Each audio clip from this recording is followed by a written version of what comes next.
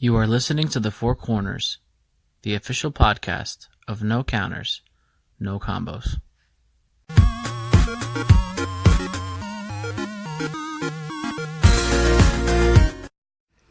What is up, Square Nation? Welcome back to The Four Corners podcast. Real quick, before we get started, we do have two special guests with us tonight. And I wanted to apologize for last week.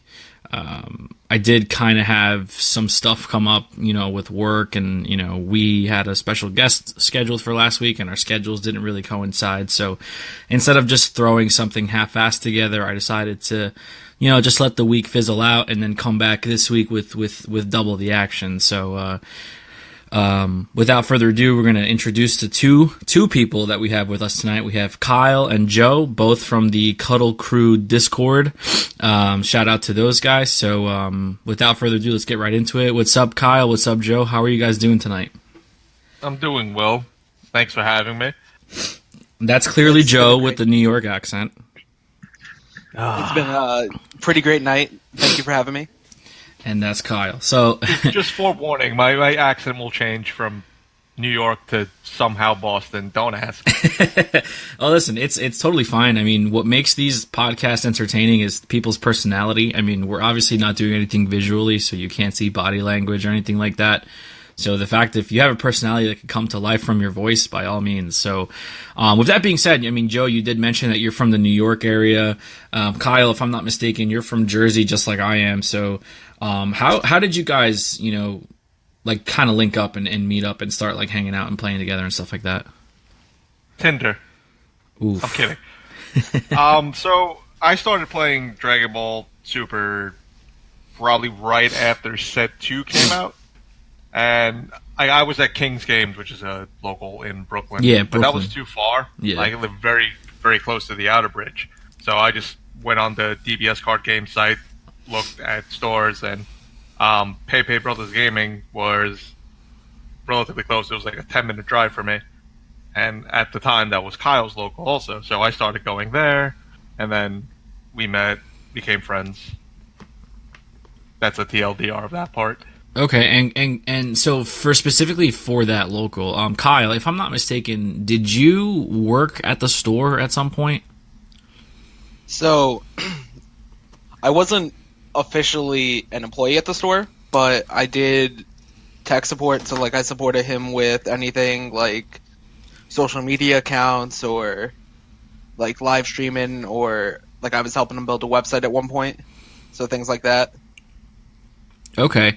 And I'm guessing there was the same weekly structure, it's a weekly local and there was a specific day. Because I remember, when I started playing, I remember hearing about it, Paipay, from Lawrence. Lawrence came to our locals in Newark a couple times and he would let us know about Paipay. But I never made the effort to drive down to Ford's. I mean, for me at the time, it was a 45-minute drive. For a Dragon Ball local. So I never really had the opportunity to go there. Would you say, with the experience of you guys going to other areas, I know Kyle, I've seen him at level 1 from time to time. Joe, I'm not really sure where you play anymore, but I know King's Games had a pretty decent scene at some point.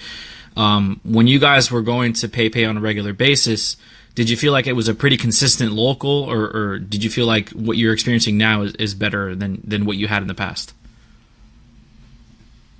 You want to go first, Kyle?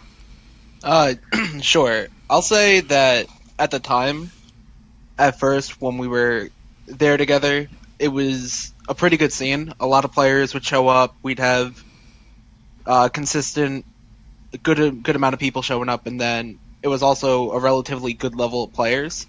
But just over time, as things started coming up and things started happening, the player base just started dwindling down. What about you, Joe? How do you feel? What do you feel about the subject?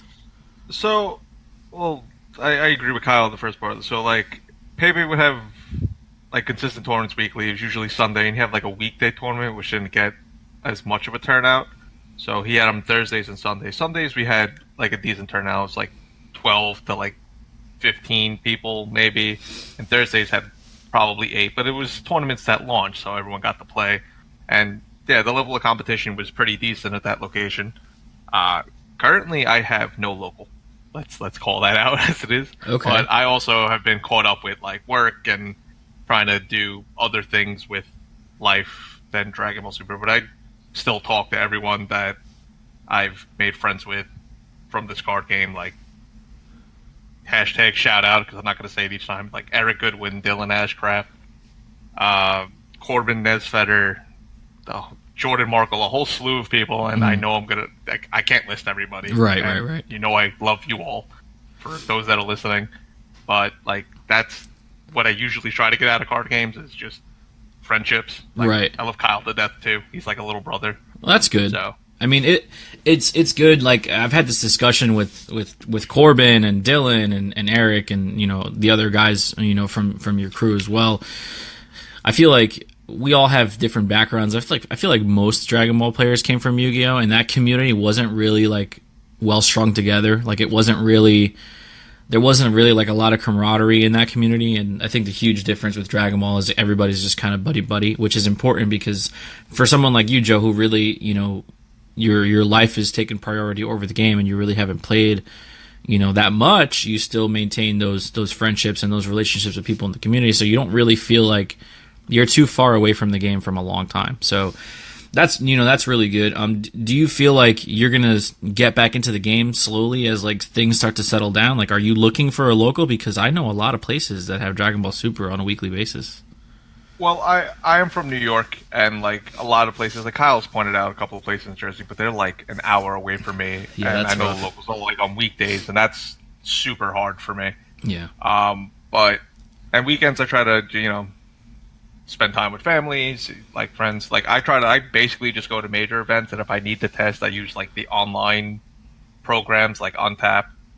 But I mean, I'll probably never get fully back into the game because I have a decent amount going on between trying to transition between jobs and, you know, just life itself. Well, listen, man, I completely hear you. I mean, at this point, Dragon Ball Super should be a hobby, you know, for somebody who's focusing more on their life and stuff like that.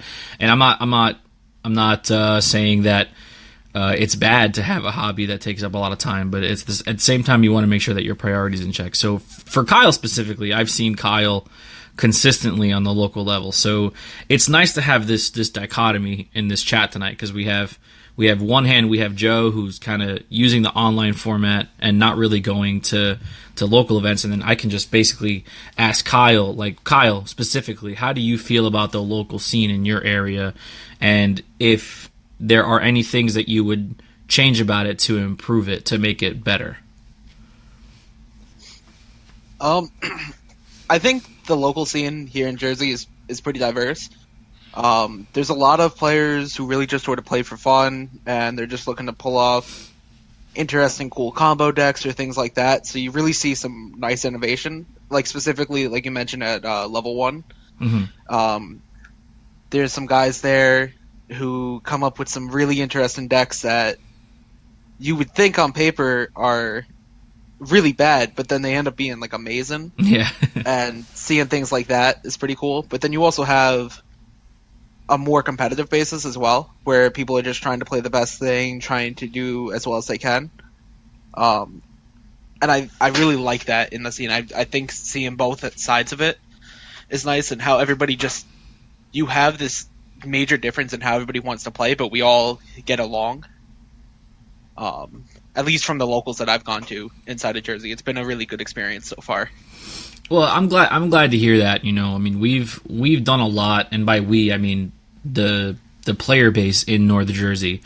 We're all like, I mean, Kyle's a part of it. Joe, if you want to be included in it, that's totally fine. I'll send you an invite to the chat. But we have a Facebook group chat that's literally all of the players in North Jersey, and we just kind of just keep it, you know, like a collective string of messages in that chat, so we kind of know everything that's going on, what areas are offering what. You know, we kind of as players have really just taken the bull by the horns and expanded the local scene, because just as recent as a few months ago, you know, the scene at level 1 games was just starting, you know, and it's really boomed really heavily now to the point where you're getting a consistent, you know, 12 to 16 people on any given night. I mean, when I started going to level 1, it started with just 6 regular people, and then the number started to increase slowly but surely. It leveled off for a while there, getting to like 8 to 10 a week, but it was mainly a best of 3. So it was a best of 3 local, which as a competitive player is good because you get to play test your interactions in sets of 3 games with sideboarding and all that other stuff. But in relation to time, you were getting out super late. So we decided collectively between all of us as players to just make it a best of 1 local so that more people can come to the local and finish off their rounds and not have to, be in the store till like 1 or 2 o'clock in the morning because it is on a Tuesday, so everybody has work or school the next day.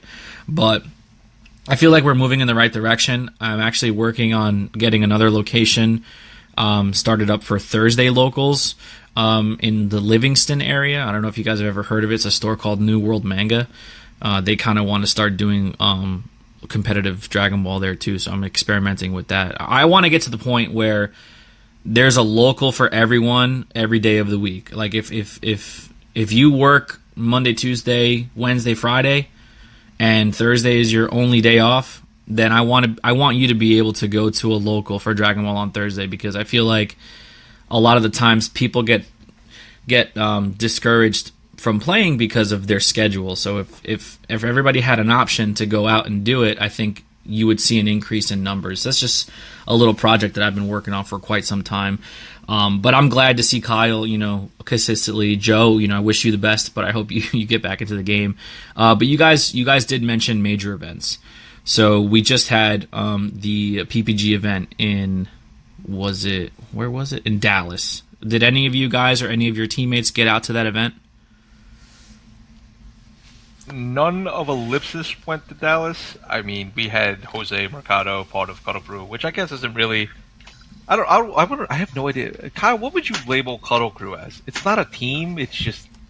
I wouldn't call it a team. I would say that we're just a collection of guys who really enjoy each other's company, and it's almost like...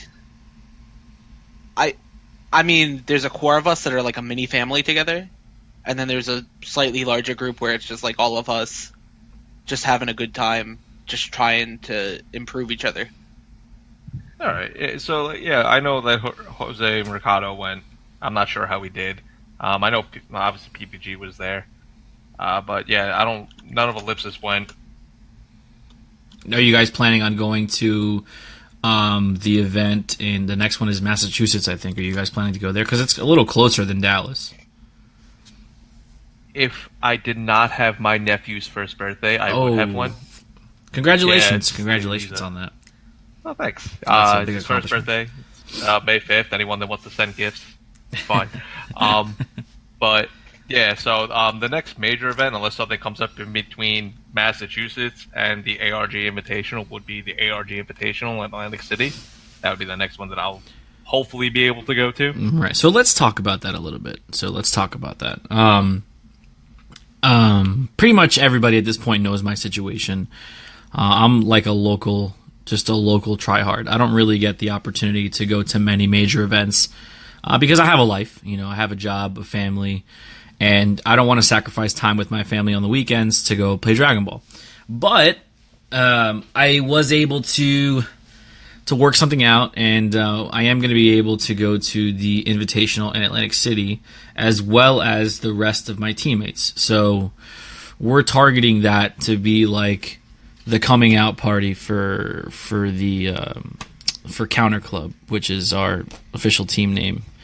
Because right now, no one really knows the members of my team, and it's kind of... I mean, Kyle, you guys, know them because they're the local players that go to level 1, but for the most part, they don't have any recognition as far as in the community, and I feel like it's a crime on my part because some pretty good players there, so I want to make sure that we kind of use Atlantic City as like a jumping off platform to just kind of get their names out there because, the more competitive players that are in the community, the better the game does. So speaking of Atlantic City, are you guys all going, like you mentioned Cuddle Crew and then Ellipsis is the own team, is the actual like pro team. So are you guys all going together or are you guys going separately? Are you going for the full weekend or just for like the singles events? I would say separately but together. Okay. More or less, because like, at some point, if we're all there, we just kind of flock to each other. So, and at that point, we just kind of like hang around each other. We'll go hang out afterwards and stuff like that.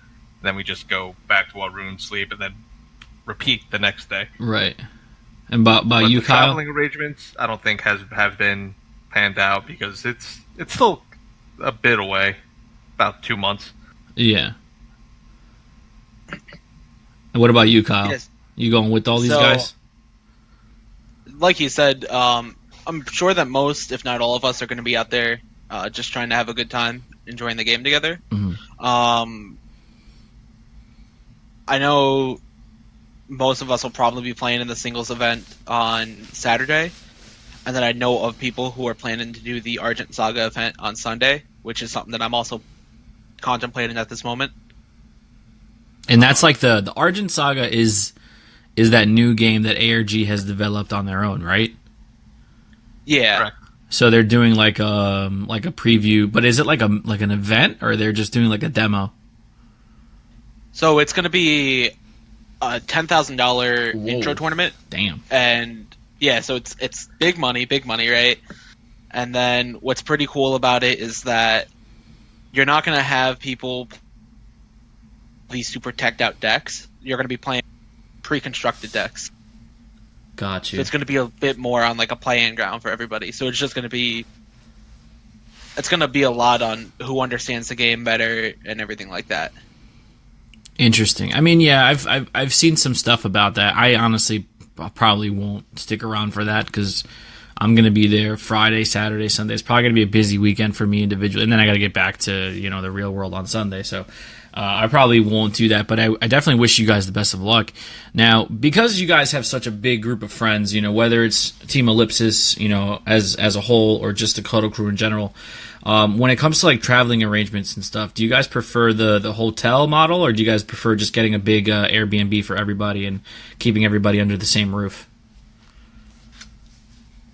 So, this might be a personality flaw, but I'm bougie, so I kind of like the hotel, but the Airbnb, like for the Charlotte celebration, me, Kyle, Corbin, Cam Wood, Jesse, I don't know his last name, our friend Christian, Dave Biasotti, we all got an Airbnb. It was a lot of fun, but this place was run into the ground. Really? There was outlets that didn't work. It was still fun as hell. But, so like, it depends. So like, for certain events, I would prefer to have a hotel, because like, I don't really want like an Airbnb like offsite, and like especially like a city that may not be like high economically. So, like, so you're talking Atlantic City specifically is garbage, is what you're saying. Yeah. It's okay, man. I don't think anyone's gonna take any offense to that at this point. It's the reality that we live in. Outside of like Atlantic City is not really the best area anyway. Right. Yeah.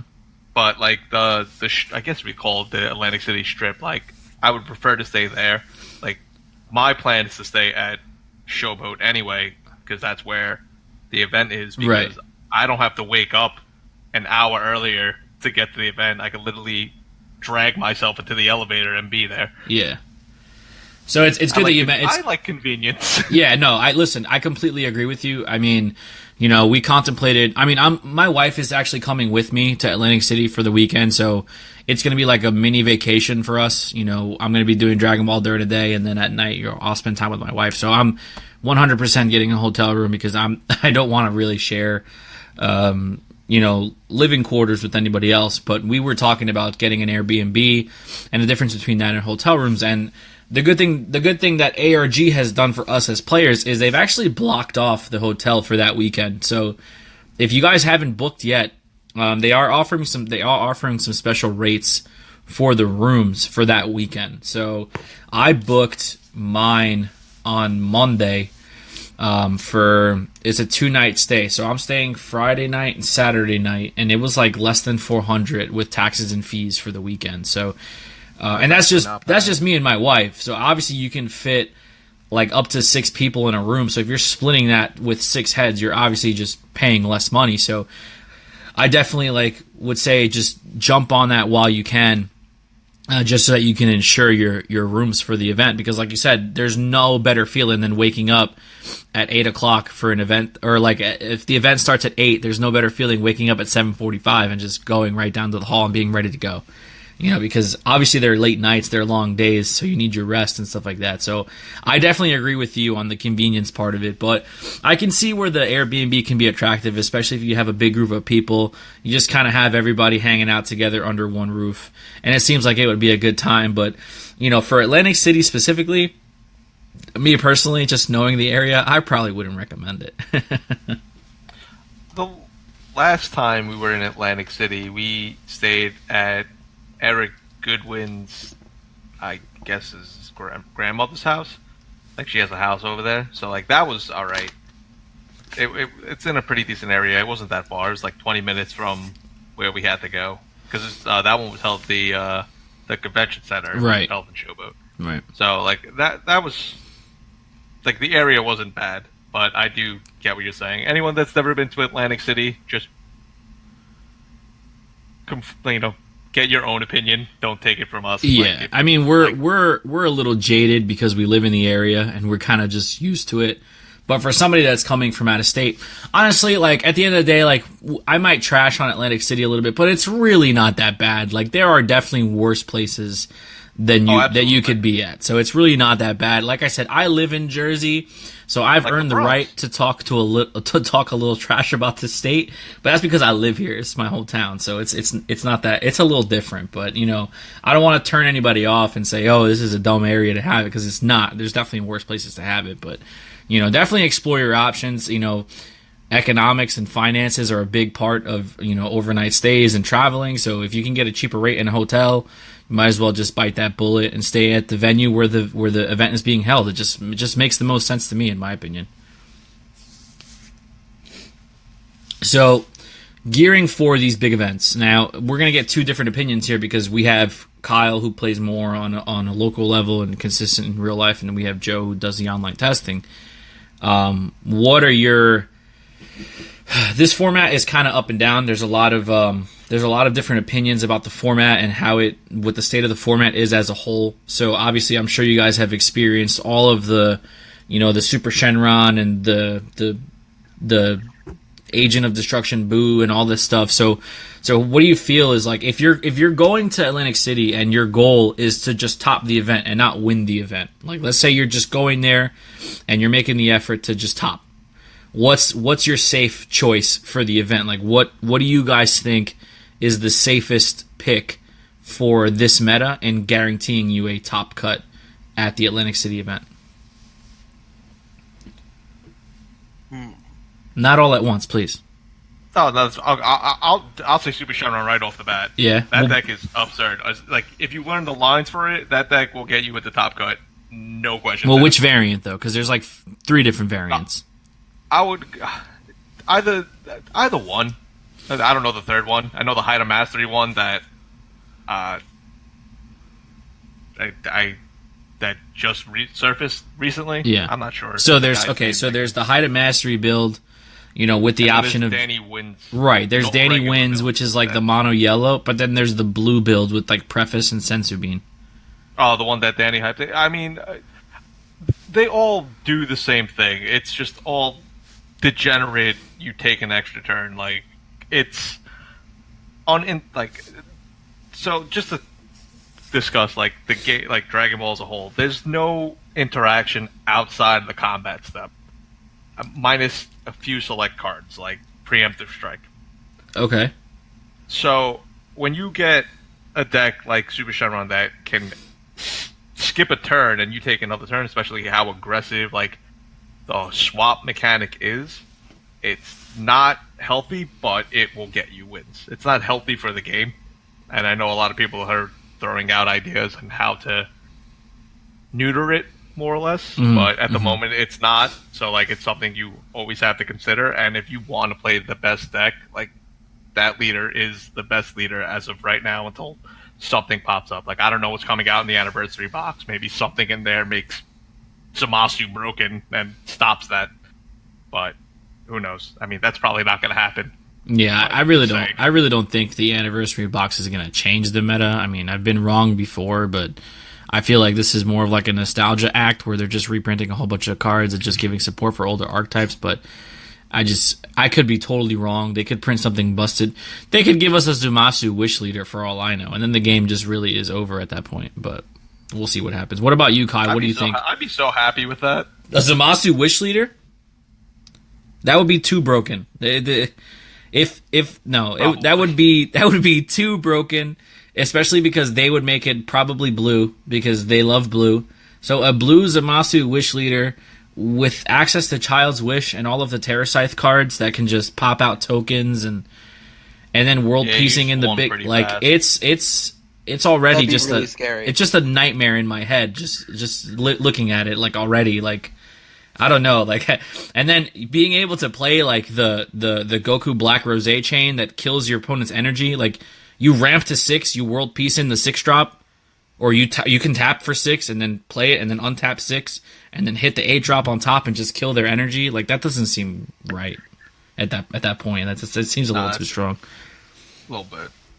But Kyle, do you feel the same way? You could also tap out all your energy. I guess it's energy in this game. Tap out all your energy, free world peace.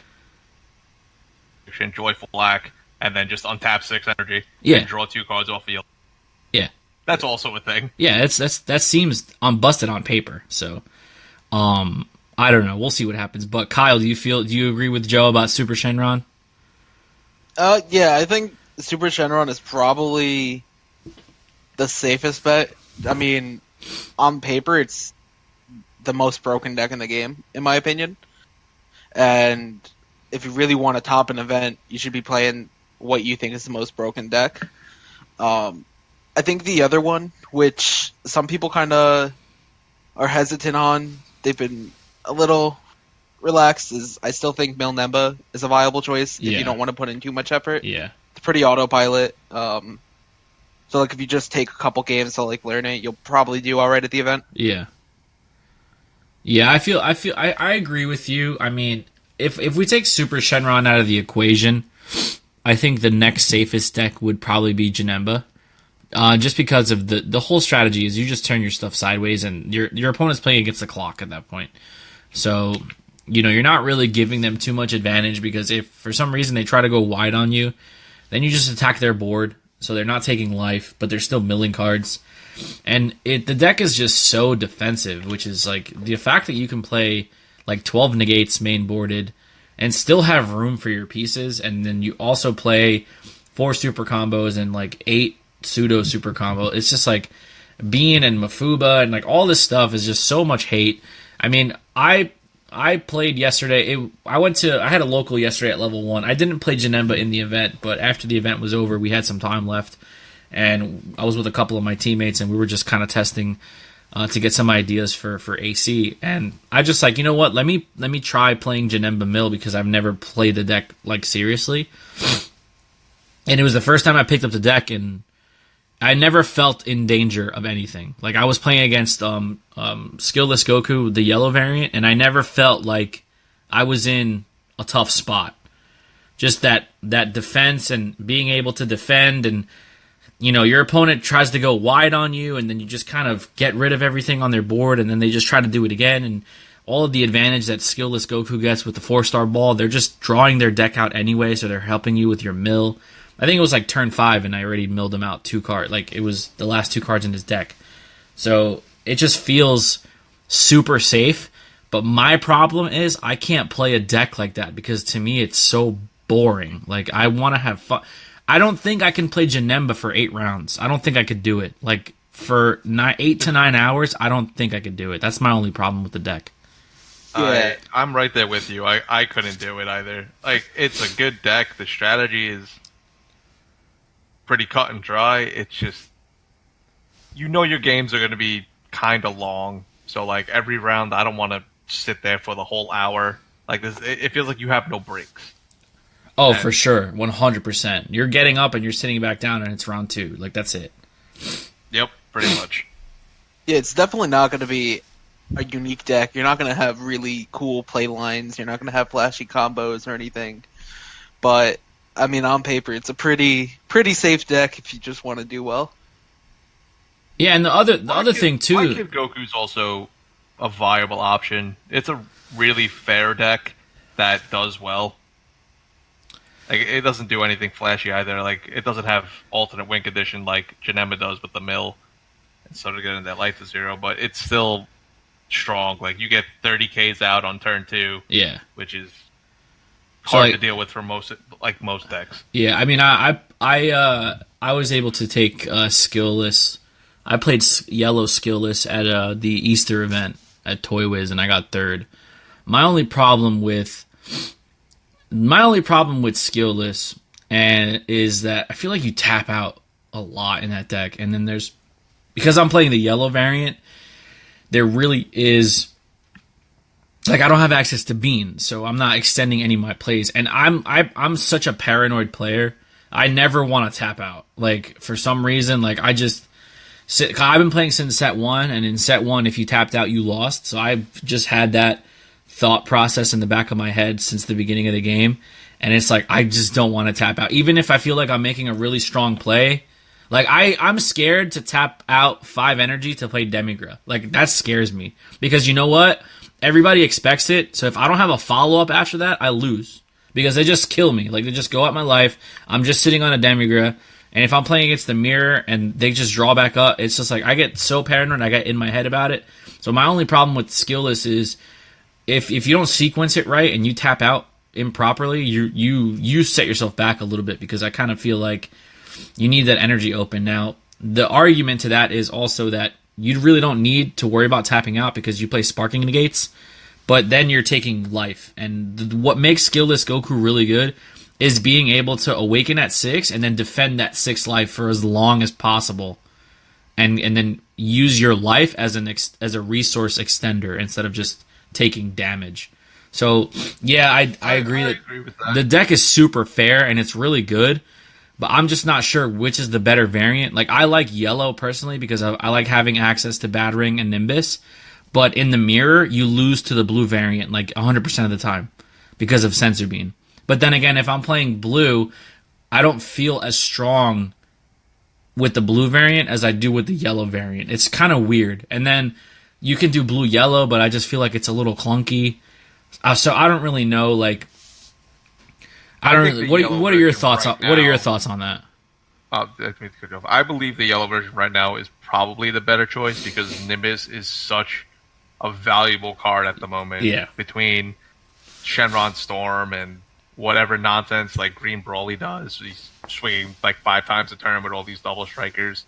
So that's probably a little bit of an over exaggeration, but you get what I'm saying. Like, Nimbus is probably like the negate of this meta that you should be running. So I would much prefer to play the yellow version. I mean, I like Sensor Beam. I do like how you can extend your plays with the blue version with like Preface and then activating like one drop Goku to get a 30k. Now you have a 15k and a 30k. So it may be more preference, but like if I was to go to an event tomorrow, I would take the yellow version. Yeah. What about you, Kyle? What do you think about yellow skillless?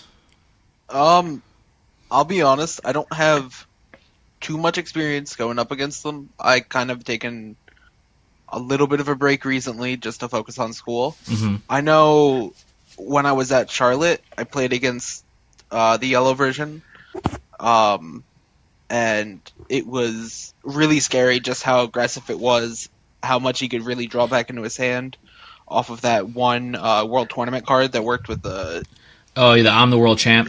Yeah. Yeah, I'm the world champ and everything like that. So, like, he constantly had a big hand, and it was just really annoying to play against. Yeah, so, like, so you hit the nail right on the head. The yellow skillless is a lot more aggressive in the early part of the game, and then I feel like the blue version is more of like a mid-range. What I like about the blue is the alternative win cons. Like, yellow's win con essentially is Demigra. And that's pretty much it, because there are no really good yellow finishers in the game, which is sad, but that's just how it is. There's not that many good yellow finishers in the game that are not Frieza. And if you're going to play yellow Frieza finishers, then you just play Dende Wish. But blue, you have access to at all cost Vegeta, you have access to Gogeta 7, and you have access to Gogeta 5, as well as having access to Demigra. So I feel like the top of their curve in the later game is a little stronger, but you might have trouble getting there earlier because you're going to be... so like the big difference for me is blue's 1-drop is Pan, whereas yellow's 1-drop is Krillin. And Krillin is swing, take a life, 15k crit. And early on, that could be, pretty devastating, especially if he sits around. Yellow does have access to also search the ball aside from the 1-drop Goku. So like if you don't open Goku or a ball, like I main 2 sorbets in my deck just to play it and search for the 4-star and then just start drawing. Because if you don't open with one or both of those cards, you kind of are way behind.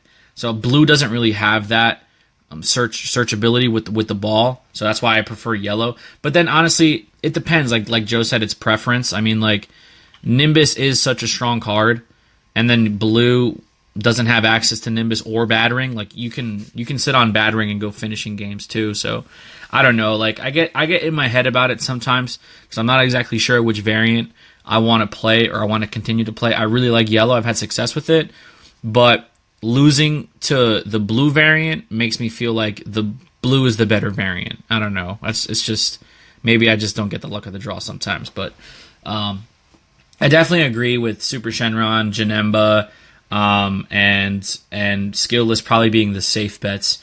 But if we're throwing caution to the wind here, and we're trying to take the spice, like we want to win, we want to top, we want to be that guy that tops with Chilai Wish. Shout out to Hayden and Mr. Eggman on the YouTube over there.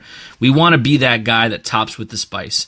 So what spice, or what do you feel like would be the spice or the meta call in that situation, and just kind of catch everybody with their pants down and top with a deck that nobody sees coming? Maybe Red Gogeta. I think he's really underrated. Okay, I agree. I agree with that. Especially because, like, you have it costs 4 for the fusion. You draw 2 off of it. Like, that's a good amount of hand advantage. The red negate, is that all you got? It's really good. I mean, granted, like, everyone knows it exists. They can play around it. But yeah, there's also, you got to take into consideration that they might not be prepared for it because it's not really seen. Right. Like, Dallas's top 16 was Janemba's and Kid Goku's and Shenron's, essentially. Because I just looked it up so I can, make points. But, oh man, the internet is such a great tool. Yeah, well, I felt like I needed to sound intelligent. But anyway, Red is strong. It's just, I feel like it gets shadowed by these things. Plus, you don't have access to Whis or actually you do. I forgot that Veku. Like, you still have the Borgos to stop Shenron untapping energy. Yeah, and it costs 1. It has barrier, so they can't get rid of it. So Crisis Crusher is kind of out the window with that. Yeah. That would probably be it may not be overly spicy, but it would be something that I feel would come out of nowhere and kind of catch people off guard. Kyle, thoughts? All right, so this is one of the spiciest decks that I think I've ever seen. And this is what Kyle says, set 1 Broly. No, that is incorrect. That is just incorrect. All right. So, hear me out on this, right? So, it's a Shenron deck, all right? It's not Super Shenron. I mean, it could be if you really wanted it to, but, I think regular Shenron will do it just fine. And what you're doing is you're playing Ginyu Force Shenron. Oh, no, stop. And the whole entire premise of the deck... Well, I guess that's time for the show. Let's wrap this up. just hear me out, right? So you draw as many cards as you can, right? You're playing, the red Ginyu Force cards. And you're looking to, turn 3, turn 4, go into Ginyu, the reliable captain. Yeah. And then just spam down all the strike forces that you have in your hand and body change Ginyu to give him another plus 10k. And then free wish the Fearless Pan? Yeah, and then you free wish the Fearless Pan. spicy. Like, don't tell me that doesn't sound awesome. Okay, but you know Flying Nimbus is a card, right? It sounds like the dream is really what it is. Like, I like the idea. I like where your head's at, but it's super fragile. I mean, it topped sure. that deck. If I'm not mistaken, that deck topped in the Latin American Championship in Chile. I want to point out that Latin America's meta is in like a distant foreign land. That's true. That I don't understand how things top there. Yeah. I don't understand it. Like when they had the championship in that general area, like Shenron Veggies won, and I mean maybe it's because we're like from the East Coast, which is a very big area with like top class like card players, and they do more safer builds of decks. Mm-hmm. So that might be it. But like seeing stuff like that, I'm baffled.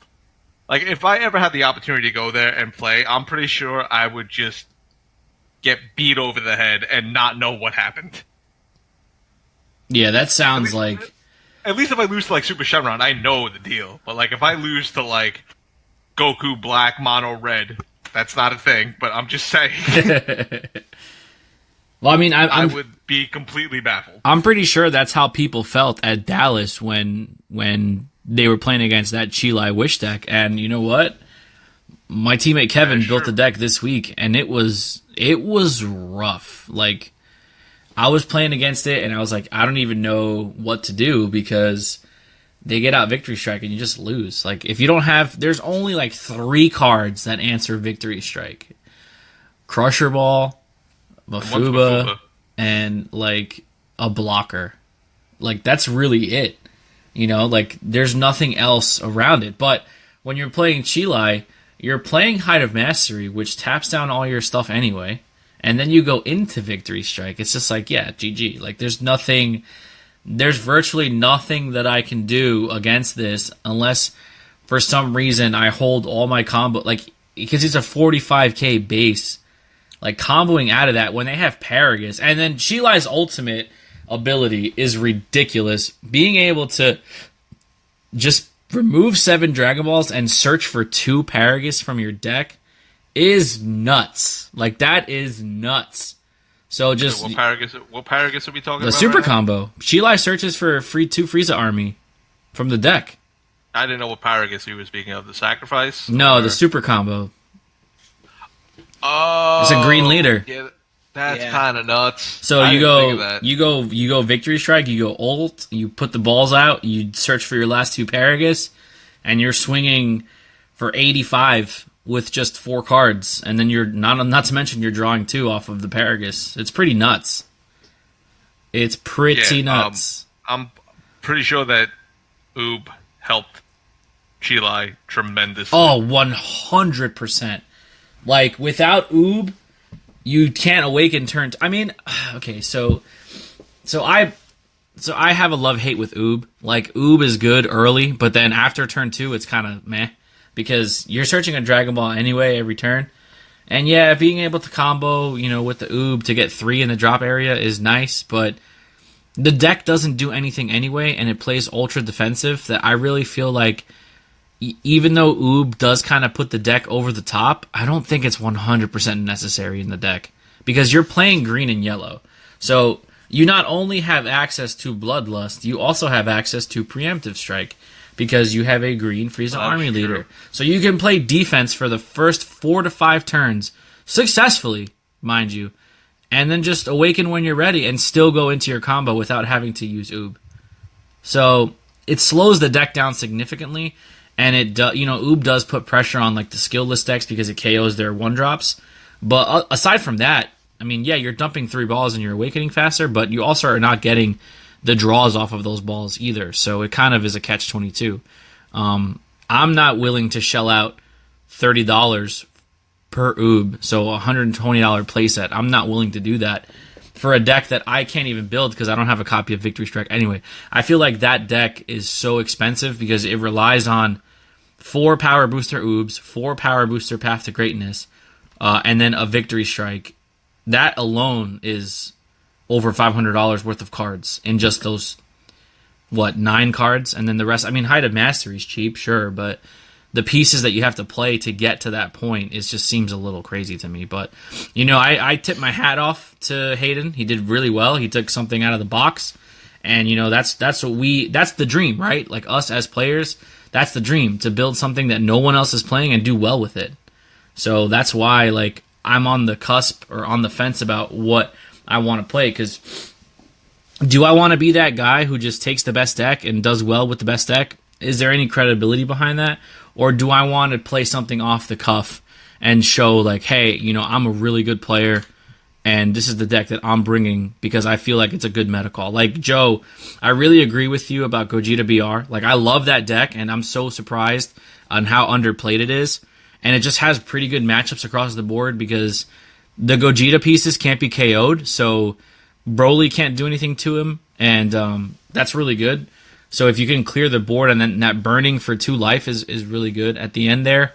Also, against Janemba, since they don't really play with a board, on turn 4, essentially, you're burning them for 2, and if you could be aggressive enough early and get them down, then you're in a good spot. But I just feel like the deck, because I've played the deck, and I think Kyle has actually played with my build as well. I think the deck is missing 1 or 2 pieces still. I think the deck is super fair, and it doesn't have that card to put it over the top just yet. But maybe we'll get it, in the near future. Yeah, I agree. Maybe it's just missing that one thing. I'm actually looking at Hayden's list right now. I found it. Yeah, I mean, it's a really solid list. I mean, and there's really not much. Maybe it's because we weren't ready for it as a community. The meta wasn't ready for that deck, but there's really not much that you can use to counter it because they have access to all of the good. At it and I get what it does, but I would have no idea how to play this. Oh, it's super not you have to play. If you misplay once, you lose. It's one of those decks. It's yeah, all right. You need to know what I can see that. Yeah, you need to know what you're doing. And then if you don't, if you're not... I've played Magic, so, you telling me that, I completely understand. Yeah. And it's one of those decks where, you have to be good and draw good cards. If you draw bad cards, you lose. So, All right. I mean, that seems fair, but... I played Hearthstone, so I know what that's like. Yeah, I mean, the only thing that I would change about the build is I would include maybe 2 copies of Representatives of Universe 7, just so that I can scry for the Victory Strike. But that's just me. That's just my opinion. I like the Broly pieces. You don't get to draw from the Dragon Balls as other Shenron leaders do. So yeah, I could see that. Yeah, because you're scrying top 7, and it searches for a U7, so it searches for Path to Greatness, Victory. It searches for Path to Greatness. It searches for Victory Strike, and it searches for Height of Mastery. Those are all Universe 7 targets. So, that's... I think the reasoning that it's not in there is because you already have so many extra cards as it is. Yeah. So, it's kind of rough having so many extra cards, because then you have very minimal combo power. Yeah, I agree. I can see where that... You could probably squeeze it in there, though. Yeah, I can see where that could be a thing. The deck ran Roshi, that's another target. Exactly. That's probably the only the tech that I would put in there, just because you obviously want I don't think you need to 100% rely on Victory Strike, because Height of Mastery is such a powerful card on its own. But if you can get to your Victory Strike and guarantee yourself a win, why not? Just do it. And if it's a searchable target, just go ahead and go for it. Why be fancy? Just get the W when you can. Exactly. So moving on to the next topic, I know recently there's been a lot of controversy in the community about certain people, and I kind of wanted to shed some light on it to make sure that this situation doesn't really happen to anybody else in the community. I know really nothing of it as much as you guys would, because I wasn't particularly involved with the situation. But specifically, I want to talk a little bit about the whole Paipay Brothers Gaming situation. Now, I'm going to preface this by saying I do not expect you guys to bash anybody verbally. I do not expect you guys to come on here and start lighting fires. I just want to get a little bit of information out to the community to make sure that this is an avoidable situation moving forward, because I really don't like when people get taken advantage over something so minuscule. and I just want to make sure that using this more as an educational piece to make sure that people are aware of what happened so that they can avoid it. So Joe, if you wouldn't mind just kind of talking about it a little bit, and then we'll get Kyle's opinions on it as well. So for anyone listening that doesn't know, and I'm going to speak generally, I'm not going to speak from my situation with Paipay Brothers Gaming because it doesn't necessarily fall into the same category. But what was happening was the owner of that business was selling product to customers, whether it be on the forums or in person, and taking pre-orders for, let's say, we'll use set 6 as an example. I know I put a pre-order in for a case. I know a couple of other people that did, and he never got the product or never ordered it, and he also never refunded anybody. So basically, he just kind of swindled money, if that's the right phraseology for it. Because, like you said, I'm not trying to bash. I'm just trying to give the facts as I know them. Because I don't know if anyone knows who Arturo Rodriguez is. He paid for his case in full, and I know this. And he's been trying to get his case because he never got the case. He never got his money, and he's kind of getting dodged. So he's out whatever he paid for the case. I'm not going to throw out figures. Right. And it's just... So I'm also going to offer advice to the community. If you're going to do any kind of transaction with anybody, like on PayPal or whatever, either A, use goods and services, that will protect you, or if you're going to do it in person, get a receipt.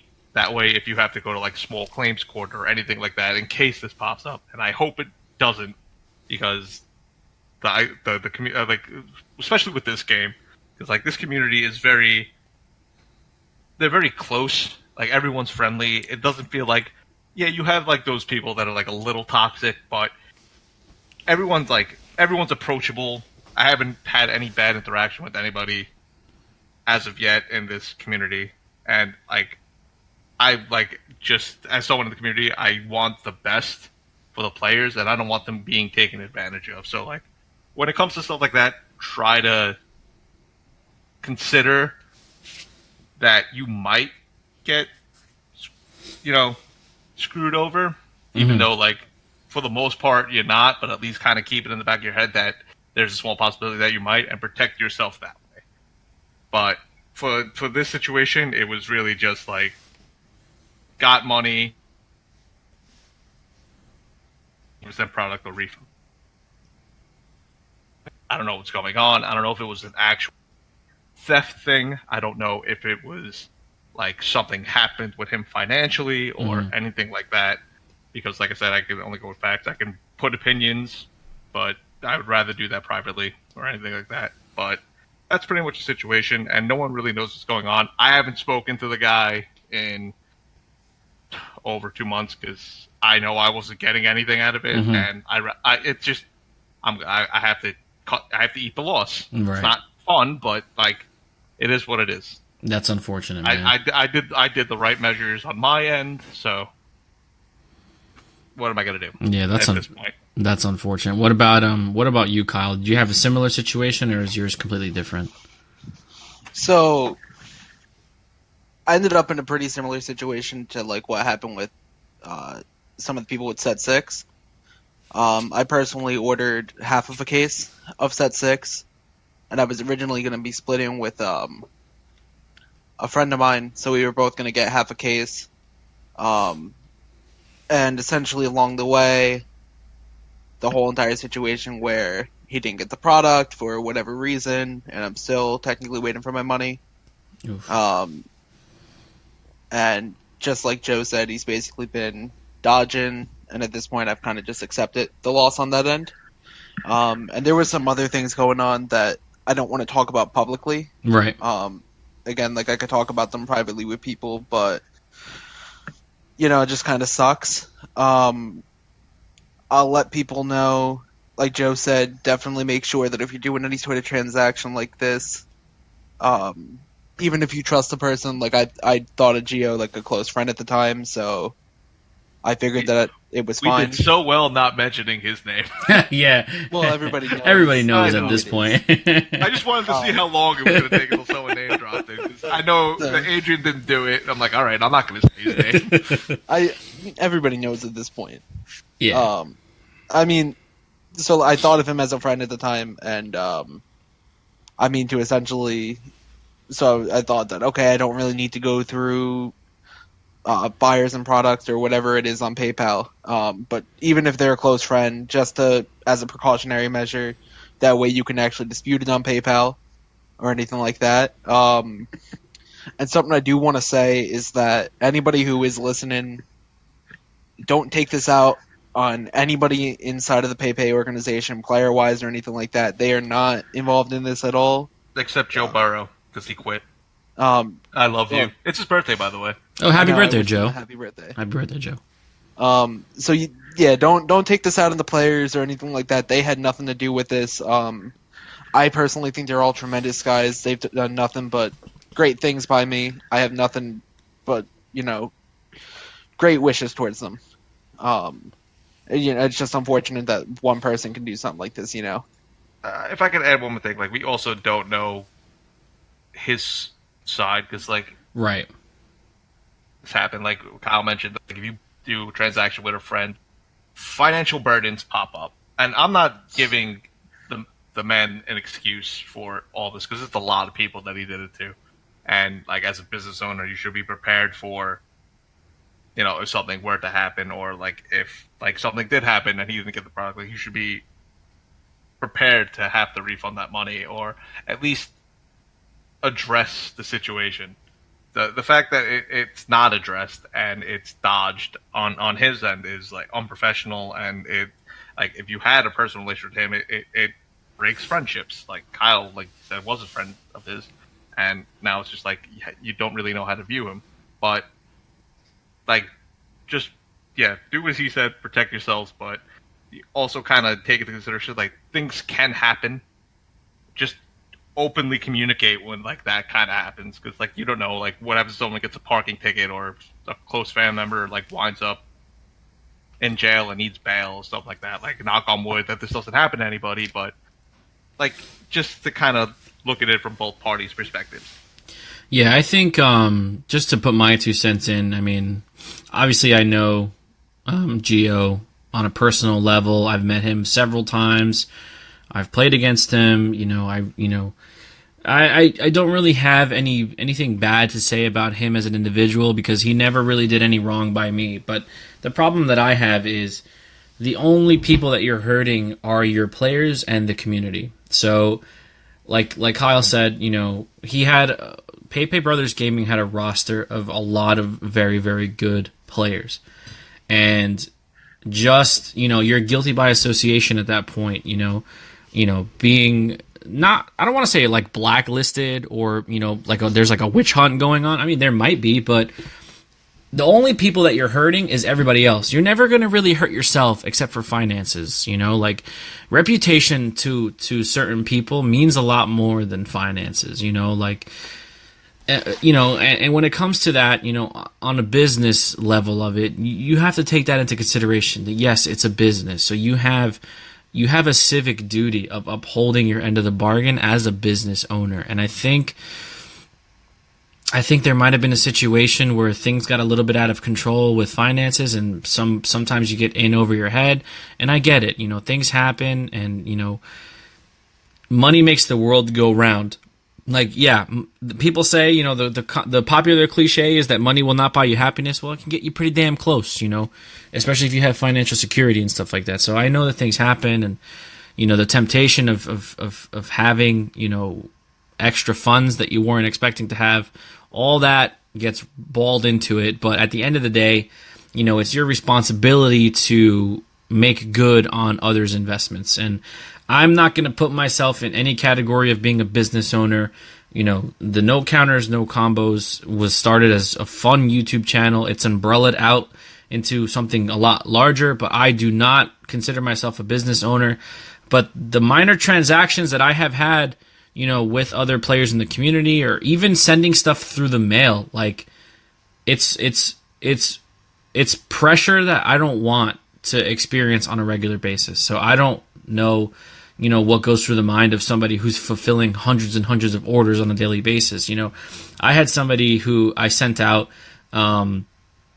this woman had contacted me on YouTube stating that, her son plays the game, and she doesn't really have the money to afford to buy him cards so he can start playing. So she reached out and contacted me and asked me for some help. So, I sent the kid some card. I built him a little deck. I sent it to him with some sleeves and a mat. Things that I have extra of that doesn't really hurt me to give away, because I have so much extra stuff that I don't need. So I figured, you know what, I'll pay it forward and I'll send it to him. But the fact of packaging it and getting shipped and then tracking and this and that, I was like, oh my God, is she going to get her stuff on time? I hope it doesn't get lost in the mail, this, that, and the third. And it's just like, I don't want to deal with that type of pressure on a grander scale, dealing with hundreds and hundreds and hundreds of dollars of product, maybe even thousands of dollars of product. So, if there's anything that you guys get out of Joe and Kyle's testimonials here, is that there's a lot of trust in this community. And, Joe said it earlier, there's a lot of interaction between players. Yeah, everything has its shady side, but for the most part, the health of the community is in a good state, and there is a lot of trust that we put into each other, as players in the same community. It's more like a fraternity of brothers is what I like to compare it to. And there is a lot of trust, and trust is one of those things that can be easily taken advantage of. So if anybody's listening out there, who has made a transaction or has been burned in the past, hopefully lessons have been learned. But when you're making any type of transaction involving money, you have to take friendships out of it completely. You cannot mix pleasure, or you cannot mix business and friendships. If there's money involved, it's business. So approach it as a business transaction. Get tracking, get information, get an invoice. You can create invoices on PayPal when you send money to people. You can create an invoice, you can screenshot it, there's so many things that you can do to track and leave a paper trail as to where your money is going, so that situations like this don't happen. And again, I didn't have any intentions of bashing anybody. I just wanted you guys to educate everybody and get your situations out there, so that we don't have a repeat offense, because that can really hurt a lot of people, not just the people that, were taken advantage of. It can hurt the people that were directly involved with the situation. Like I know a lot of his players, and I'm good friends with a couple of his players that were on his team. Now they're just kind of sitting around like, I don't even know if I have a team anymore. So nobody wants that to happen. So I do thank you guys for sharing that. I know it's not the best or the most comfortable thing to talk about, but I feel like sometimes it's better to share so that it doesn't happen again. I'm glad that, hopefully you guys can move on and, nothing really detrimental comes out of it. But again, I feel bad and it sucks, and I'm sorry that had to happen to you guys. With that being said, moving forward, not to like try to plug anything or anybody, but I know the Kyle specifically has pre-ordered through Computer and Gaming Universe moving forward. Obviously I have a relationship with them, and I've had a relationship with them for a very long time, and I can tell you from personal experience, nothing has ever happened to me with Computer and Gaming Universe that has ever put me in a negative situation. So for those of you listening, if you're looking for a place to order your product, or to pre-order, or to purchase any type of sealed Dragon Ball Super, items, give them a call or look them up online, or you can message me. I'm an advocate for them as well. We want to make sure that everybody's getting what they pay for and what they've ordered. So, with that being said, you guys can look forward to that, hopefully in the future with all the nice stuff that Bandai's printing us in the future. So let's change the tone real quick. We've been talking for a little over an hour, so I promise I'm not going to keep you guys much longer. But real quick, last week or the week before, Bandai made kind of like a teaser announcement that Raditz was coming out in Set 7. So we're finally going to get a Raditz something, whether it's a card or a leader, who knows. But they kind of teased us with that coming out in Set 7, which is scheduled for an August release. So with that being said, since Raditz has been kind of like a popular player, like, a card that I need to see, for you guys specifically, I like to ask this to a lot of people just to see where their heads are at. If you had to have your choice of card or leader or something, let's make it easy. Let's choose leader. If you had to have that one leader printed in Set 7, what character would it be based off of? Joe, we'll start with you. That's a really good question. Kyle, go first. Okay, Kyle, go first. Wow. Okay. That's actually a really good question. I never really thought about it. I would say before Set 5, I was strongly saying, like, my boy Yamcha should have had something, but then he finally got one. Nice. I'd like to see another Yamcha leader. Okay. Maybe. Okay. Probably won't happen, but okay. I think Yamcha's pretty tapped out at this point, But Yamcha's a good pick. I mean, me personally, like, if I were to have if Bandai ever approached me, and Joe, I'm gonna get back to you, so you better be thinking. If Bandai approached me and was like, hey, if you can print one card, what would it be? Blah blah blah. I would have to on 100% say that it would have to be a leader. It would have to be blue. I'm gonna be greedy and say it would have to be like a blue-red leader, and it would have to be the future Gohan. Like, I love future Gohan; he's one of my favorite characters. But I want like the real future Gohan. I want the base form Gohan on the front, and when you awaken, I want him to be Super Saiyan with one arm. Like, I don't want that censorship. Keep it clean for the kids. He has one arm. I want him to have one arm. He doesn't need two arms. I just want him to have one arm. On the flip side, with some broken effect, like that's and shout out to Joey from Crossworld TCG, because I think we've had this conversation before, and I believe he's under the same the same opinion that would be the go-to for me, is a future Gohan leader with a dual color type of representation. I think that would be just really awesome. So Joe, we're waiting. Everybody waits.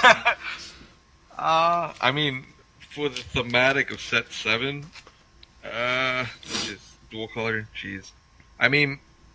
It'd be cool if probably like a blue mixed leader with like Goku Black Zamasu, and they fuse into like the ultimate Zamasu, kind of like another fusion leader. Yeah. TN would probably not be a bad choice. Okay. Yellow red.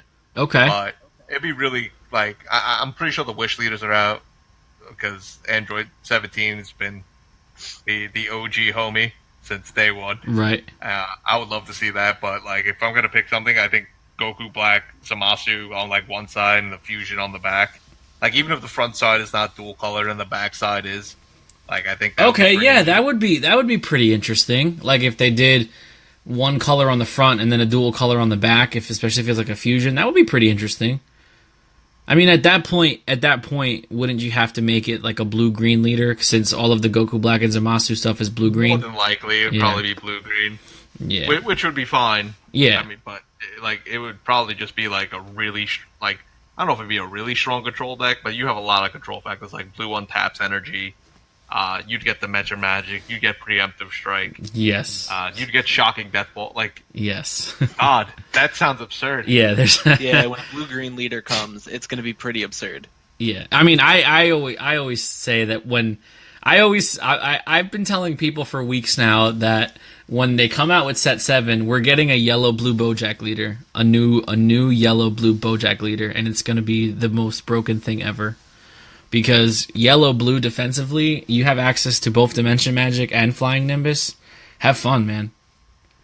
Have fun with that. Wait, do you need to be a yellow leader for Nimbus? No, right? No, you Not for don't. Nimbus, but You- for Dimension Magic. for Dimension Magic, you that's need to fair. be a Or blue not leader. Dimension Magic. Oh, yeah. I'm For sorry. Time Magic, Dimension you need to be yellow. Time Magic, yeah. Oh, that's pretty good. Yeah, you're right. Yeah. I mean, that's another card, too. It's like, yeah, sure, I'll play Dimension Magic and Time Magic in the same deck. Which, well, I mean, Janemba's not going to be able to do it just yet, but when they come out with those new Janemba promos, you just charge one of those bad boys, and now you have access to Nimbus in that deck, which is insane. Red-green leaders, if they are printed, to have is that all you got? And Shocking Death Ball just sounds like the Yeah. worst experience if you're playing aggro. That sounds kind of insane. Like, imagine I'm if getting that. Pan was a red-green leader, that would be sick. Yeah, that's super strong. That would be nuts. Like, with her effect still of playing a card and then drawing a card and then having access to both Shocking Death Ball and is that all you got? And After Image, like, that's sick. I forgot After Image was a card. Yeah, After Image is... to me, I like After Image better than Is That All You Got in some situations. But Is That All You've Got is definitely a strong card. Like, it's a 100% a super strong negate. Yeah, I'd rather have After Image like turn 4 or 5. I want Is That All You Got like turns 1, 2, and 3. Right. Yeah, I feel like Is That All You Got is better earlier, and then later game After Image puts in some work. But anyway, we're going to get on out of here shortly. I just want to say a quick thank you, guys. I'm sorry, Joe, that last week didn't work out, but I feel like we made up for it this week. And I want to thank Kyle for joining us as well. So before we get out, we'll start with Kyle. Any shout-outs, anybody you want to say what's up to while you're on here? Yeah, we mentioned them a couple times earlier, but big shout out to everybody from Cuddle Crew. You know, you got Cam, you got Corbin, Dylan, Eric, Markle, greatest man who's ever walked the planet, Jose. You got Joe Burrow, Tyler, like all really special in my heart. And everybody inside of the Cuddle Crew Discord, you know who you are. It's been really great having you guys in my life. And Joe, what about you? I don't like anybody. Okay. No, I'm kidding. So shout outs to everyone on Team Ellipsis, Brian Capola, Jay Capola, both Woods brothers, Eric Goodwin. You're very special to me. Dylan Ashcraft, probably one of the best people I've met in this game. Kyle Paterson, he's okay. Love you, Kyle. Everyone in Cuddle Crew, Jordan Markle, Tyler, Darius Wilson. I met you recently, and you are such an awesome person. God, there's so many people. I love everybody. I'm sorry if I missed anybody. Jose Mercado, you are an angel in living body. That's all I got. All right, well, we're going to get on out of here. Again, thank you guys so much for joining us tonight. Hopefully, I'll see you guys in AC. Kyle, hopefully I see you at some locals pretty soon because you've been kind of slacking on that, but we won't mention that. Hopefully I see you guys out there, and just feel free to say what's up if you guys see me or something like that. You know, I'd definitely be more than happy to hang out with you guys for a little bit as much as I can on that weekend. So hopefully we can link up and do some stuff over there. All right. So thank you guys again so much. For those of you, what happened? Said cool. Thanks for having me. Oh yeah, of course, man. Of course. Anytime you guys want to come on, just hit me up. You guys have me on Facebook. I'm in the Cuddle Crew Discord. Shout out to Cuddle Crew. If you guys ever want to be on, if you want something to talk about, Cuddle Crew. if you want to talk about something, or if you have something you got to get off your chest and you want to use a enormous platform for thousands and thousands of people to listen to, just give me a call. Just hit me up. We'll work something out. But with that being said, we're going to get on out of here. Thank you so much for listening, and we'll talk to you again next week. Be there or be squared.